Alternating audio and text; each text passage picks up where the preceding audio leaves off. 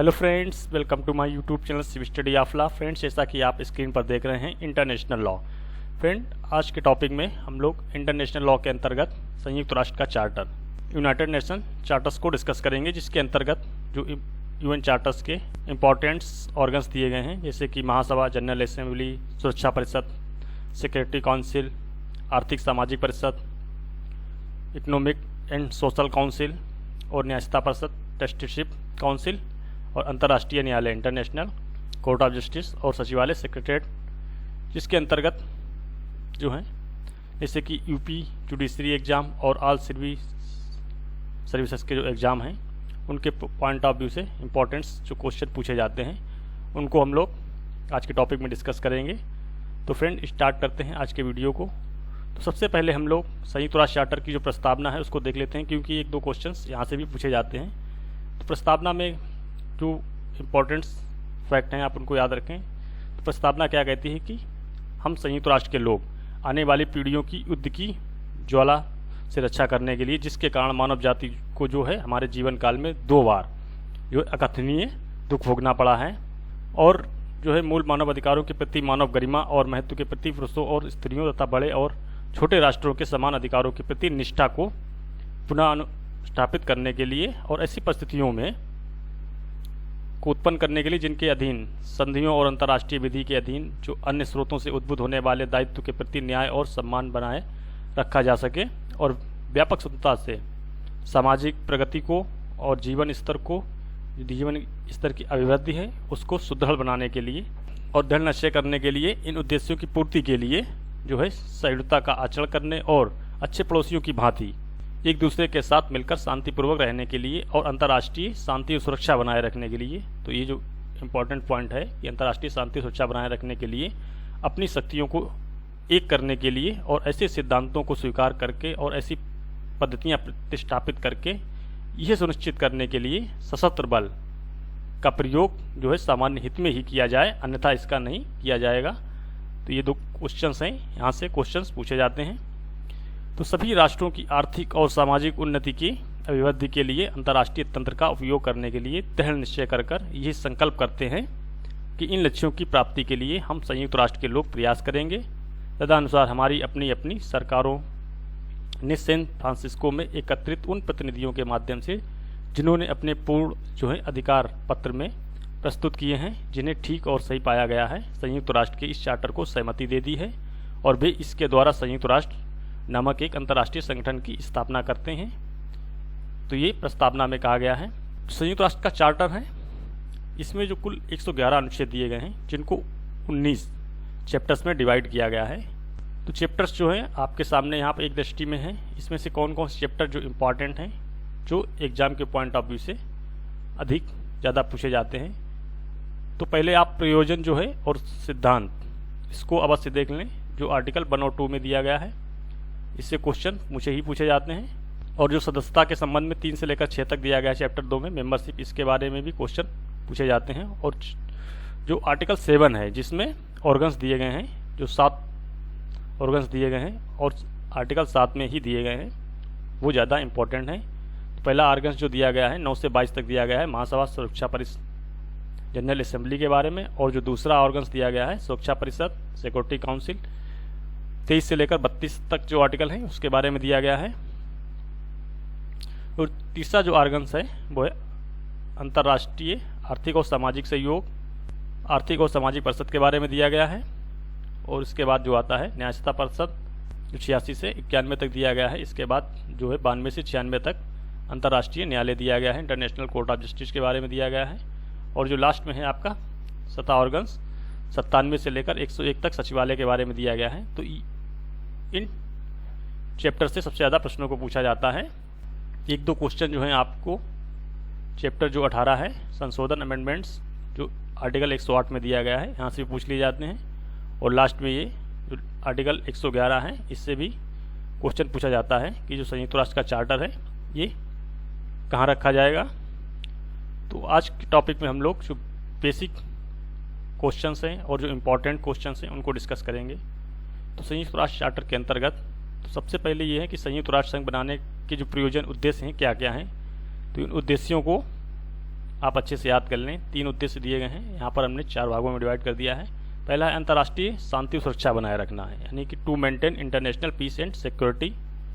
पहला ये हो गया पर्पज या उद्देश्य। दूसरा है राष्ट्रों के समान अधिकारों और आत्मनिर्णय के सिद्धांतों का सम्मान करना। तीसरा जो है राष्ट्रों के बीच मैत्रीपूर्ण संबंधों का जो है विकास करना। चौथा है आर्थिक, सामाजिक, सांस्कृतिक एवं मानव कल्याण संबंधी अंतर्राष्ट्रीय समस्याओं का हल करना। तो ये जो है चार्टर्स के उद्देश्य दिए गए हैं। पांचवा है इन सामान्य उद्देश्यों की प्राप्ति के लिए राष्ट्रों के कार्यों का समन्वय स्थापित करने के लिए केंद्र के रूप में कार्य करना। तो इन उद्देश्यों को आप भली भांति तैयार कर लें, क्योंकि यहाँ से 2-4 क्वेश्चन अवश्य पूछे जाते हैं। तो संयुक्त राष्ट्र के जो प्रमुख अंग हैं आर्टिकल 7 में दिए गए हैं। पहला है आपका महासभा, जनरल असेंबली। दूसरा है सुरक्षा परिषद, सिक्योरिटी काउंसिल। और तीसरा है सामाजिक और आर्थिक परिषद, इकोसॉक। और चौथा जो है न्यायिकता परिषद, ट्रस्टीशिप काउंसिल। पांचवा जो है अंतर्राष्ट्रीय न्यायालय। और जो छठा है सचिवालय। तो ये जो 6 ऑर्गन्स दिए गए हैं, इनसे सबसे ज़्यादा क्वेश्चंस को पूछा जाता है।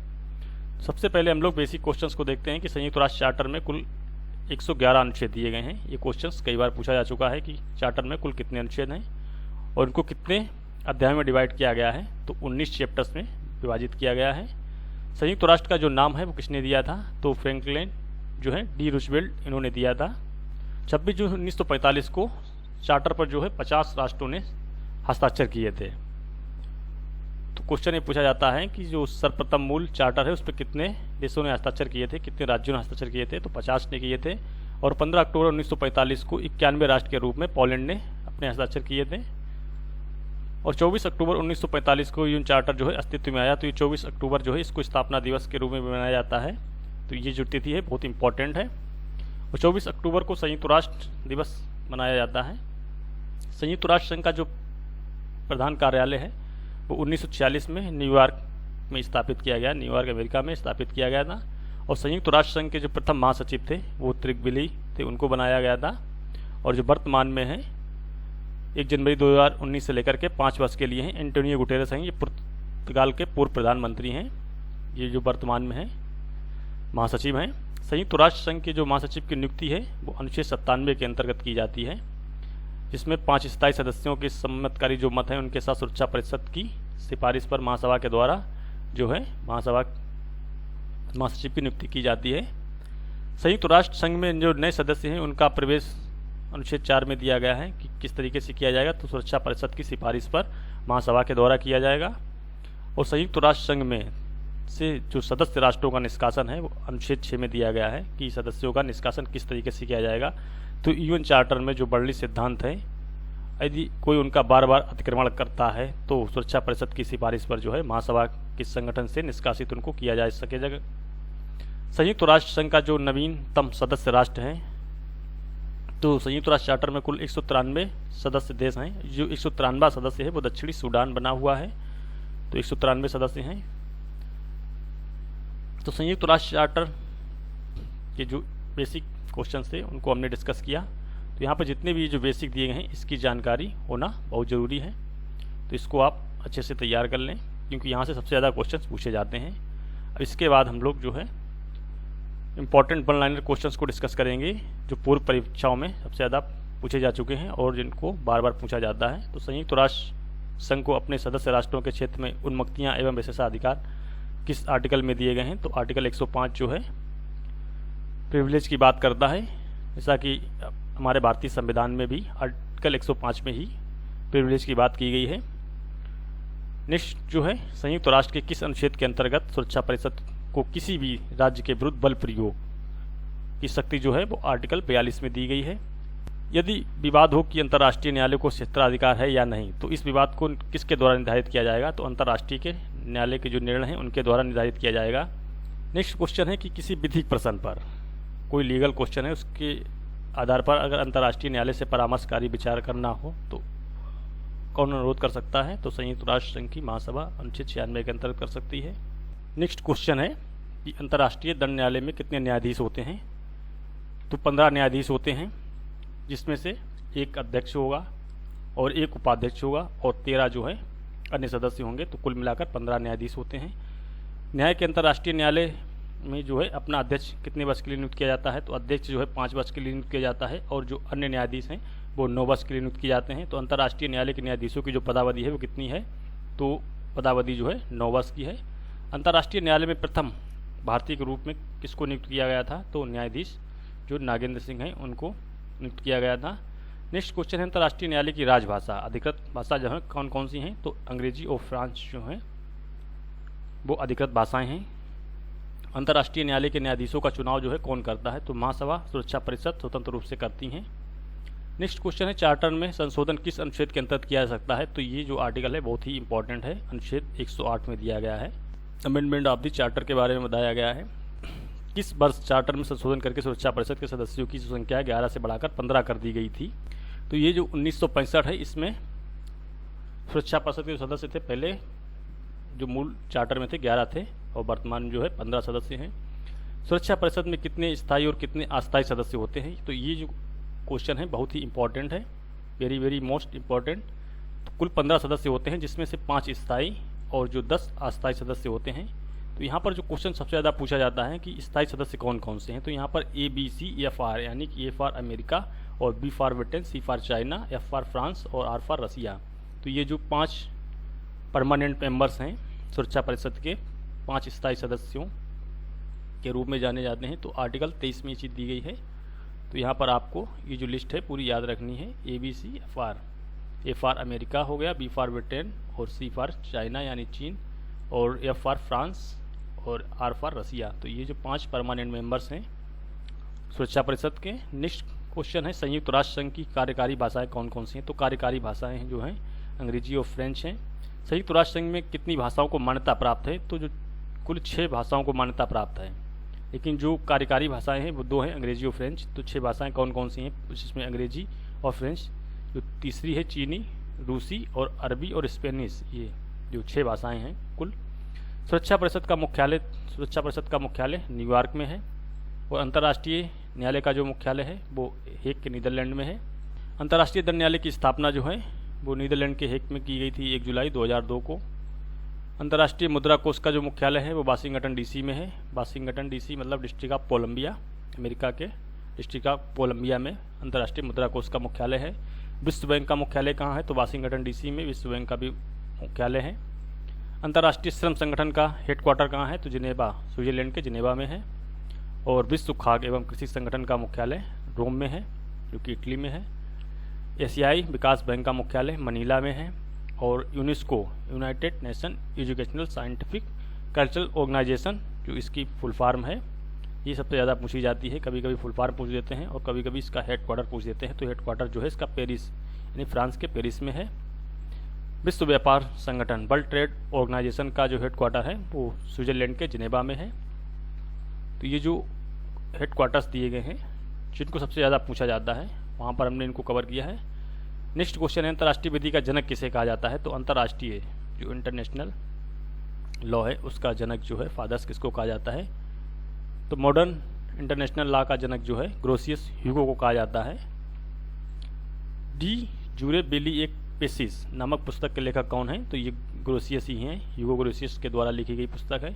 इस पुस्तक का नाम जो है कई बार एग्जाम में पूछा जा चुका है और इसके लेखक जो है ह्यूगो ग्रोसियस हैं, जो कि आधुनिक अंतर्राष्ट्रीय विधि के जनक कहे जाते हैं। नेक्स्ट क्वेश्चन है संधियों की रूढ़िजन्य अंतर्राष्ट्रीय विधि का संस्थाकरण अंतर्राष्ट्रीय न्यायालय के संविधि के द्वारा किया गया है। नेक्स्ट क्वेश्चन है अंतर्राष्ट्रीय न्यायालय की प्रथम महिला न्यायाधीश कौन थी, तो अंतर्राष्ट्रीय न्यायालय की जो प्रथम महिला न्यायाधीश थी वो डेम रोजलिन हिंसिंग थी जो ब्रिटेन की थी। नेक्स्ट क्वेश्चन है अंतर्राष्ट्रीय न्यायालय के प्रथम न्यायाधीश यानी जो अध्यक्ष हैं वो भारतीय बेनेगल नरसिंह राव थे। नेक्स्ट क्वेश्चन है कि भारत के सर्वोच्च न्यायालय की प्रथम महिला न्यायाधीश कौन थी, तो भारत के जो सर्वोच्च न्यायालय हैं यानी सुप्रीम कोर्ट की जो प्रथम महिला न्यायाधीश थी, महिला न्यायाधीश के बारे में पूछ रहा है, एम फातिमा बीबी थी। और जो पुरुष में जो सबसे पहले न्यायाधीश थे वो हीरालाल जेकानिया थे। भारत में उच्च न्यायालय की प्रथम महिला न्यायाधीश यहाँ पर सर्वोच्च न्यायालय की पूछ रहा है यानी सुप्रीम कोर्ट की प्रथम महिला न्यायाधीश एम फातिमा बीबी। और उच्च न्यायालय में सबसे पहले जो महिला नियुक्त हुई हैं न्यायाधीश के रूप में वो लीला सेठ थी। वर्तमान में अंतर्राष्ट्रीय न्यायालय में न्यायाधीश जो हैं भारतीय कौन है, वो दलवीर भंडारी हैं, जिनको 2018 से 27 तक के लिए पुनः जो है दोबारा निर्वाचित किया गया है। नेक्स्ट क्वेश्चन है संयुक्त राष्ट्र के प्रथम महासचिव कौन थे, तो तरिक बिली संयुक्त राष्ट्र के महासचिव थे प्रथम। वर्तमान में संयुक्त राष्ट्र के महासचिव कौन है? पुर्तगाल के पूर्व प्रधानमंत्री जो है एंटोनियो गुटेरस जो है वर्तमान में संयुक्त राष्ट्र के महासचिव हैं। युद्ध का बालक, चाइल्ड ऑफ वॉर किसे कहा जाता है? तो यहाँ पर लॉ की जगह आप वॉर कर लें, किसे कहा जाता है? तो लीग ऑफ नेशंस को युद्ध का बालक कहा जाता है। लीग ऑफ नेशंस की स्थापना जो है वर्सलीज की संधि है उसके परिणाम स्वरूप हुई थी। कब हुई थी? 10 जनवरी 1920 को हुई थी। इसका श्रेय किसको दिया जाता है? तो विल्सन को दिया जाता है। यहाँ 4 क्वेश्चंस बन जाते हैं कि लीग ऑफ नेशंस को किस नाम से जाना जाता है? तो युद्ध का बालक के नाम से जाना जाता है। और इसकी स्थापना किसके परिणाम स्वरूप हुई? तो वर्सलीज की संधि के परिणाम स्वरूप हुई। और किस तारीख को हुई थी? 10 जनवरी 1920 को हुई थी। और इसका श्रेय जो है किसको जाता है? तो विल्सन को जाता है।